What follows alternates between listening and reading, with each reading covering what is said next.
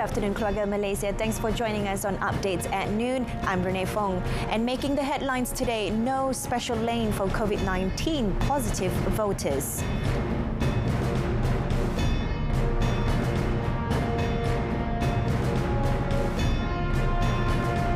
Poland missile strike was not a Russian attack.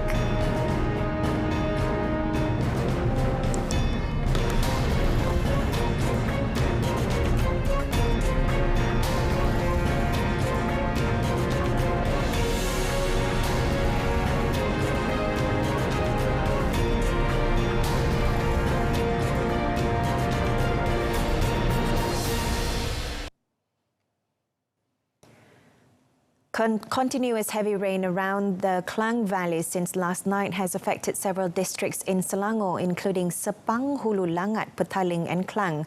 According to the Selangor Civil Defence Force APM Disaster Management Committee Secretariat, 7 temporary evacuation centres PPS have been opened since early this morning to accommodate more than 800 people from 200 families. These PPS are at Gemilang Community Hall, Taman Gemilang in Sepang, Sekolah Kebangsaan SK Ulu Semenyih, Pekan Bangi Lama Community Hall in Hulu Langat, Dewan Camellia in Putra Heights and Putra Heights Mosque in Petaling, Kampung Johan Setia Mosque and Kampung Jalan Kebun MPKK Hall, Batu 7 in Klang.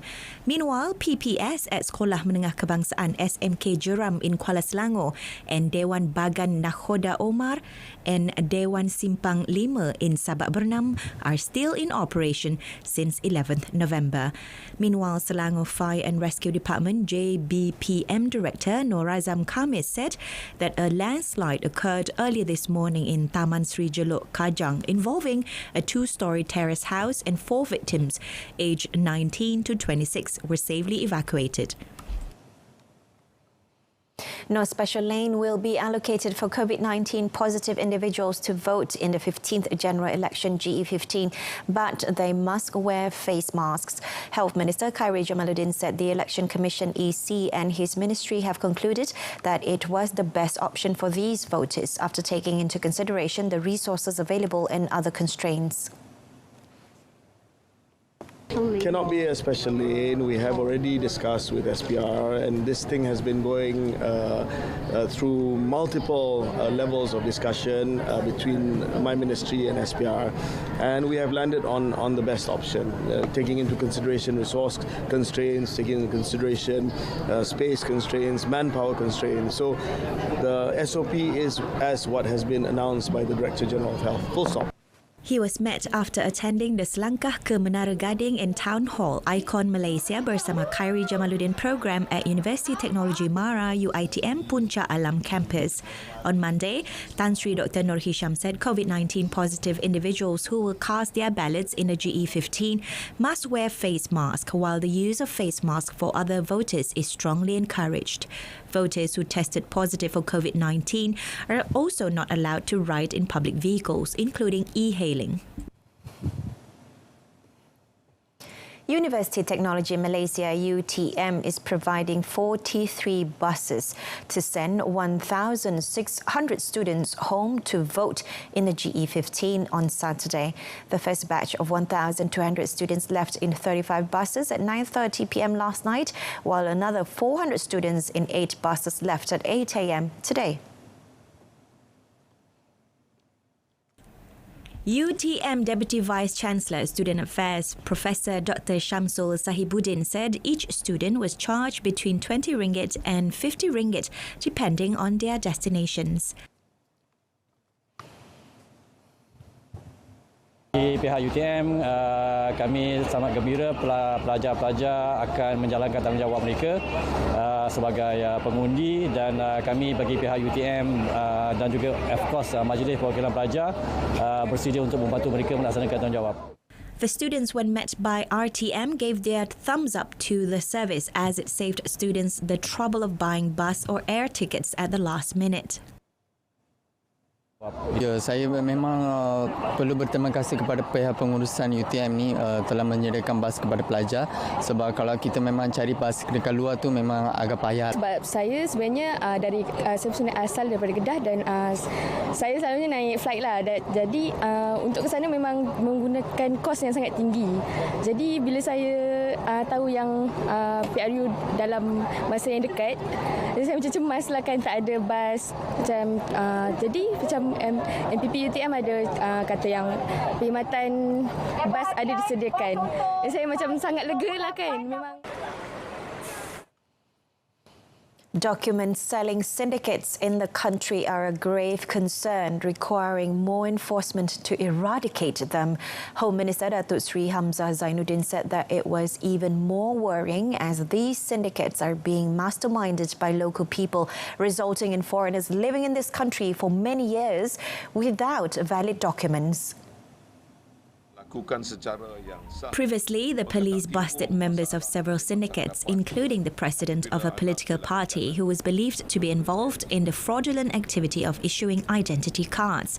Syndicate activities include fraudulently offering a data card with QR code, which is claimed to allow the applicant to obtain a Malaysian identity card, My Card. Datuk Sri Hamzah was met after officiating a marriage registration ceremony and presenting National Registration Department NRD documents. Setuju. Concert organisers have been urged to include local artists when organising performances with overseas artists as an opportunity for the local performers to showcase their talents. Communications and Multimedia Ministry KCOM Secretary General Datuk Sri Muhammad Mentek said the Foreign Filming and Performances by Foreign Artists Application Centre PUSPAL had also been instructed to be more active in matters pertaining to performances of overseas artists to ensure they run smoothly. Datuk Sri Muhammad said as of November 2022, PUSPAL had received 392 applications covering 322 applications for performances of overseas artists and 70 applications for filming and documentaries. Sebab tu saya galakkan sebaik-baiknya bila kita jemput artis luar negara, jemputlah artis dalam negara sebagai board opening lah. Yang penting exposure tu ada pada mereka. Jadi selain daripada kita menggalakkan kehadiran artis luar negara, tapi kita juga tidak lupa untuk mempromosikan artis dalam negara kita. He was speaking at the launch of the Filming in Malaysia Guidebook book and the 5th sprint of PUSPAL guidelines at Istana Budaya. Datuk Sri Muhammad said the KCOM book contains processes and procedures for the production of film in Malaysia, the infrastructure and facilities provided, as well as the incentives offered to overseas productions.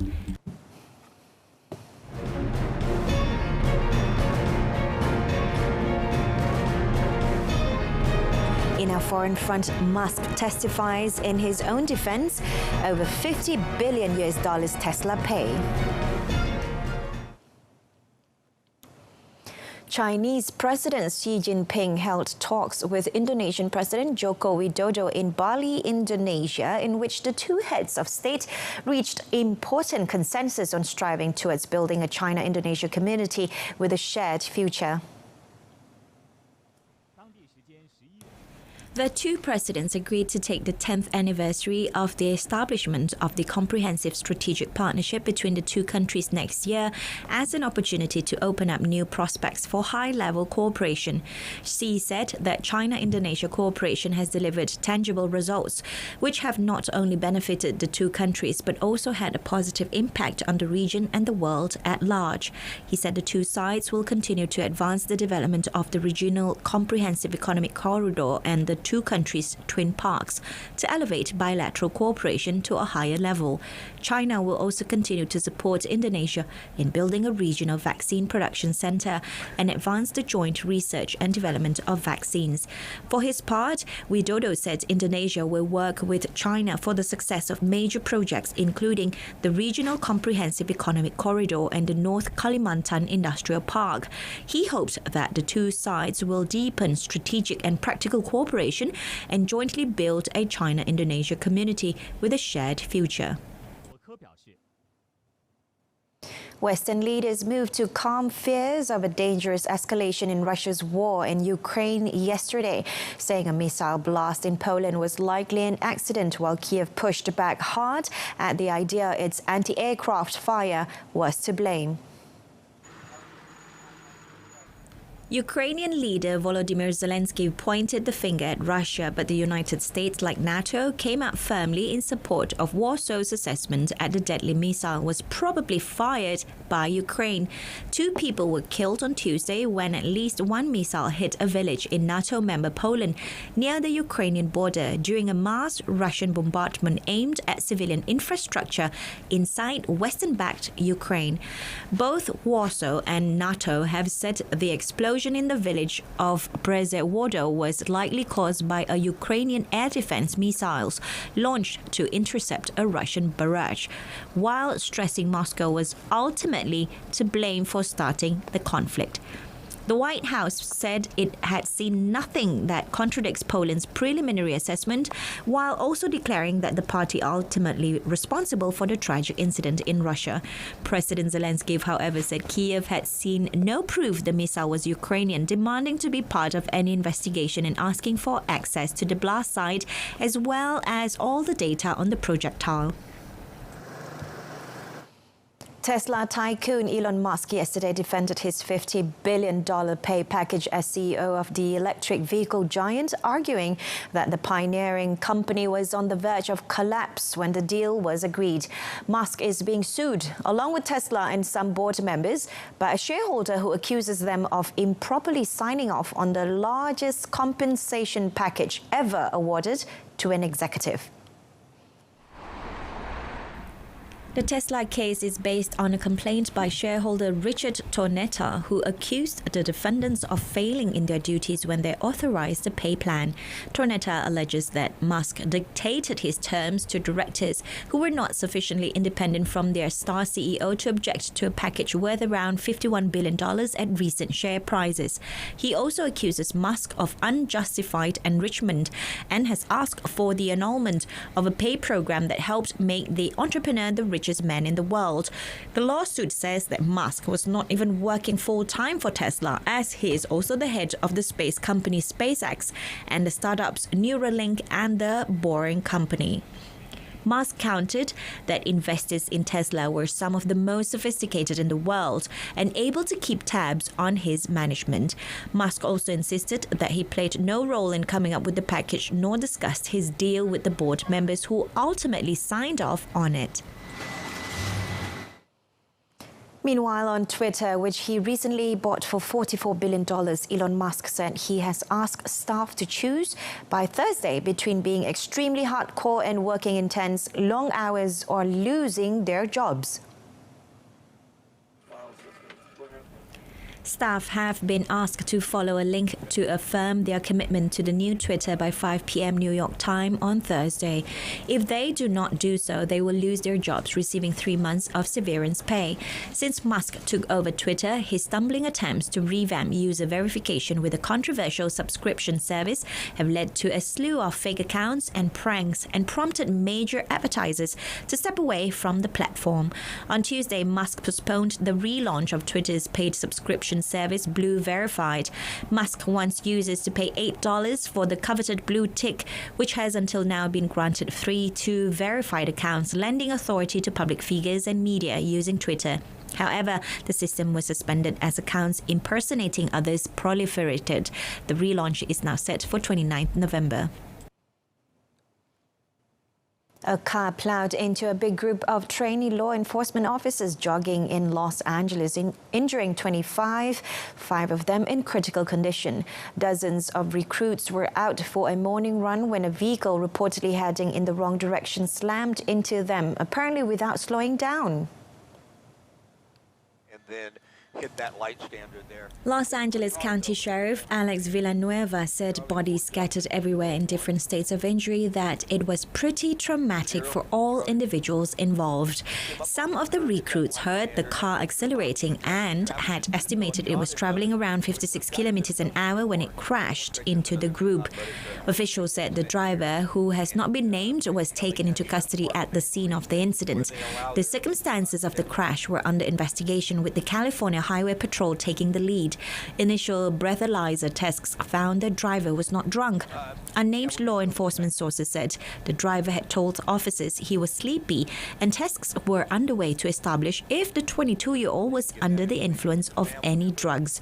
Marijuana is legal for recreational purposes in California, and its use is widespread, particularly among younger people. On the green.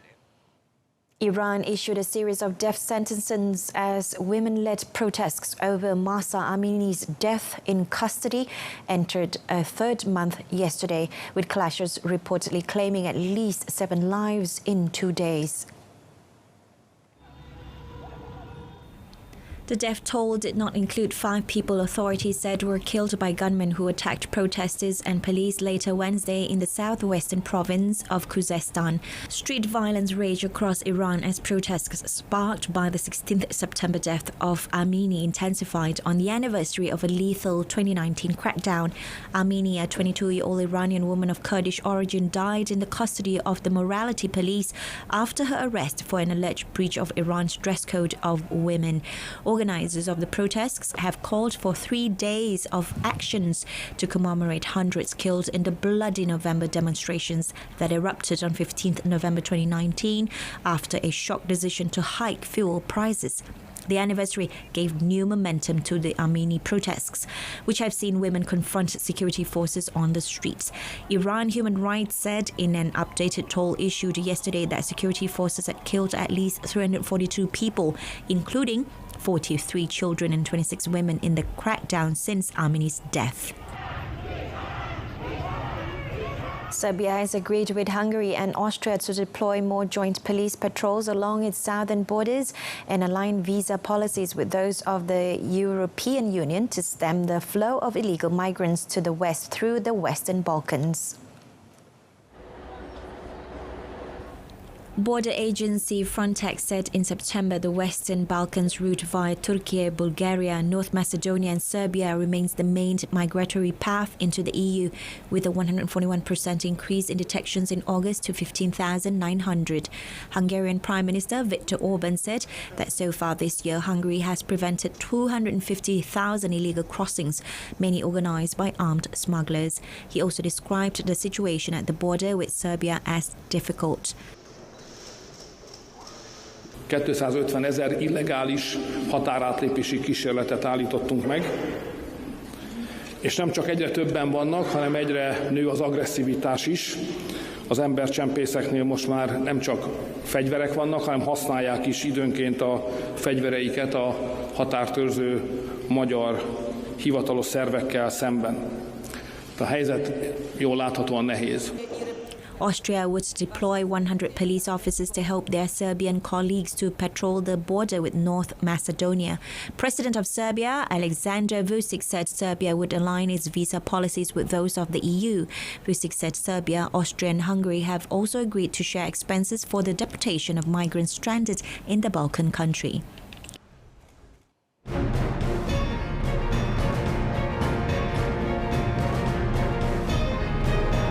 Up in sports, Selangor clinched convincing Malaysia Cup first leg win.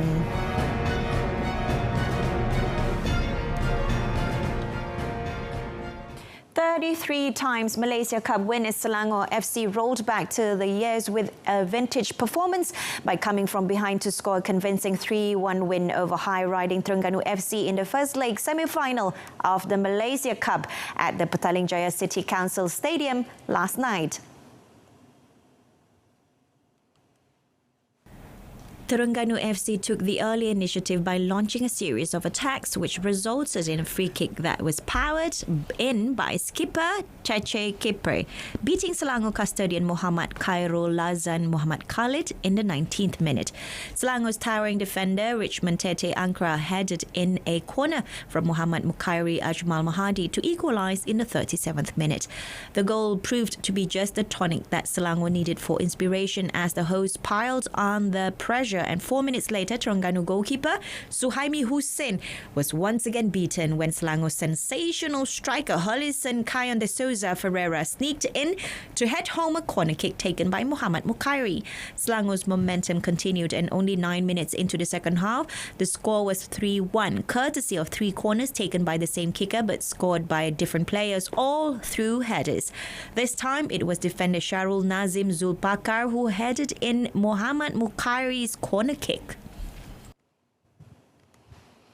Reacting to the win, Selangor FC head coach Tan Cheng Ho said the squad need to stay focused and not be too comfortable with win last night. He said focus now should given into the preparation for the Red Giants to face the Turtles in the return leg match at Sultan Mizan Zainal Abidin Stadium in Gong Badak next Monday.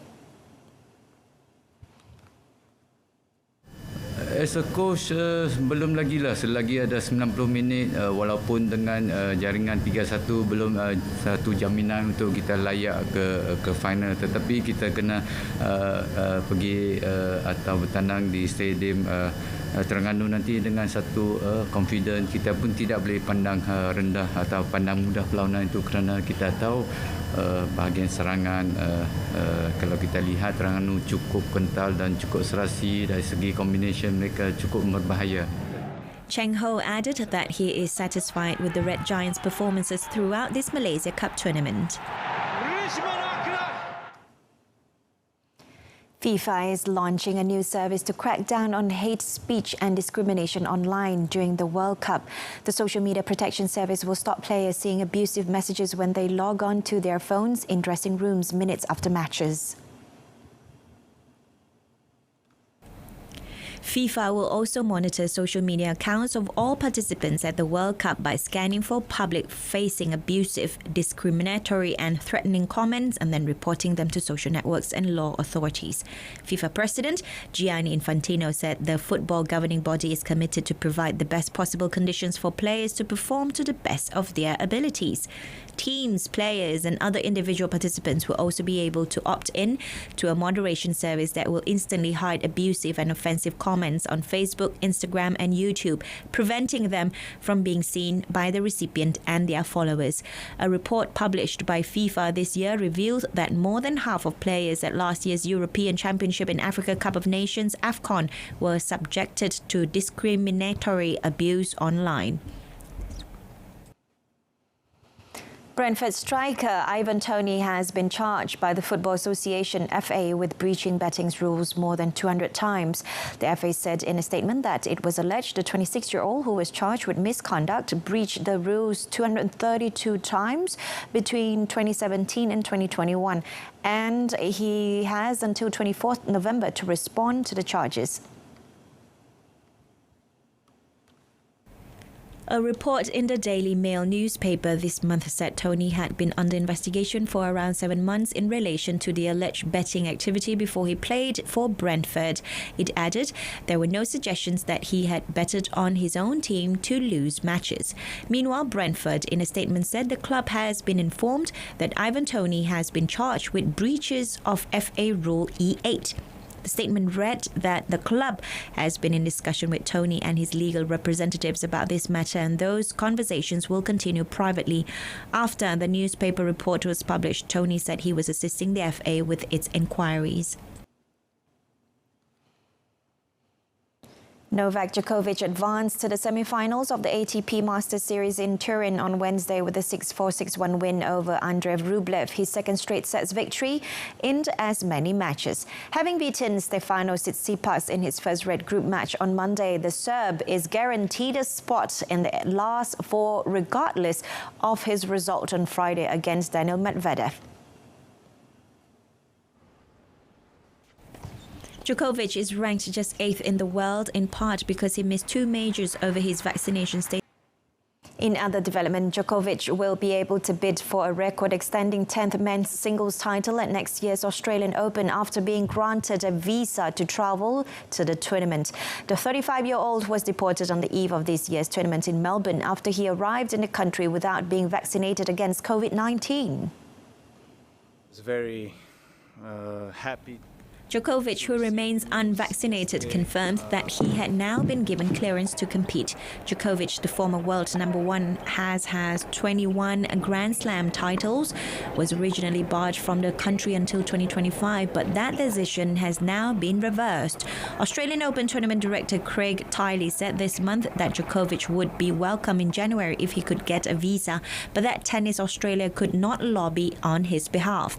Djokovic also missed this year's US Open because of the country's rules on COVID-19 vaccinations, probing him of the chance to match Rafa Nadal's men's record 22 Grand Slam titles. Djokovic will now have the chance to reclaim the title at the tournament he has dominated since his first triumph there in 2008.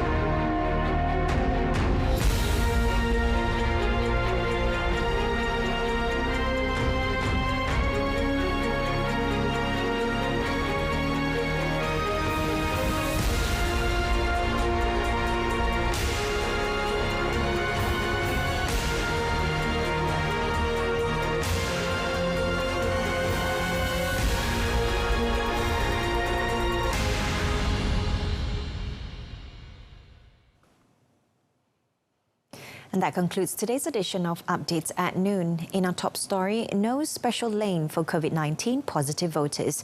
Till then, I'm Renee Fong, yang SAHIH di RTM, My PRU 15. Salam keluarga Malaysia and have a pleasant afternoon.